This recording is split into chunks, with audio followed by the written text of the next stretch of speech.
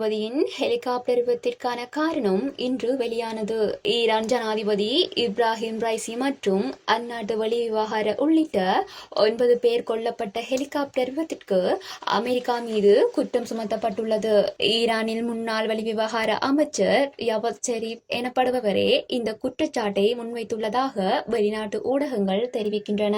America மீது குற்றம் சுமத்தப்பட்டுள்ளது மட்டுமல்லாது ஈரான் மீது அமெரிக்கா விதித்துள்ள பொருளாதார தடைகள் காரணமாக ஈரானால் நவீன விமானங்கள் மற்றும் விமான பாகங்களை வெளிநாடுகளில் இருந்து கொள்வனவு செய்ய முடியவில்லை எனவும் அவர் குறிப்பிட்டுள்ளார். ஈரானிய மக்களுக்கு எதிராக அமெரிக்கா செய்த குற்றங்களின் பட்டியலில் ஹெலிகாப்டர் விபத்தும் இணைக்கப்பட்டுக் கொள்ளும் என்றும் அவர் சுட்டிக்காட்டியுள்ளார். ஈரானிய விமான போக்குவரத்துக்கு மீதான அமெரிக்கா தடைகள் விபத்திற்கான முக்கிய காரணங்களில் ஒன்றாகும் எனவும் அவர் குறிப்பிட்டுள்ளார். அமெரிக்காவின் கொடூரமான பொருளாதார தடைகள் காரணமாக இந்த விபத்து ஏற்பட்டது எனவும் இந்த விபத்தின் பேரளவில் அமெரிக்கா முக்கிய குற்றவாளிகளில் ஒன்றாகும் எனவும் அவர் குற்றம் சுமத்தியுள்ளார். இதேவேளை கடந்த ஞாயிற்றுக்கிழமை அயர்பயான் மற்றும் ஆர்மீனியாவின் எல்லைகளுக்கு அருகே வடக்கு ஈரானில் உள்ள கலிபார் மற்றும் வார்ஸ்கானுக்கு அருகிலுள்ள கிராமப்புற மலைப்பகுதியில் ஹெலிகாப்டர் விபத்துக்குள்ளானது எனவும் தெரிவிக்கப்பட்டுள்ளது. இதில் ஈரான் ஜனாதிபதி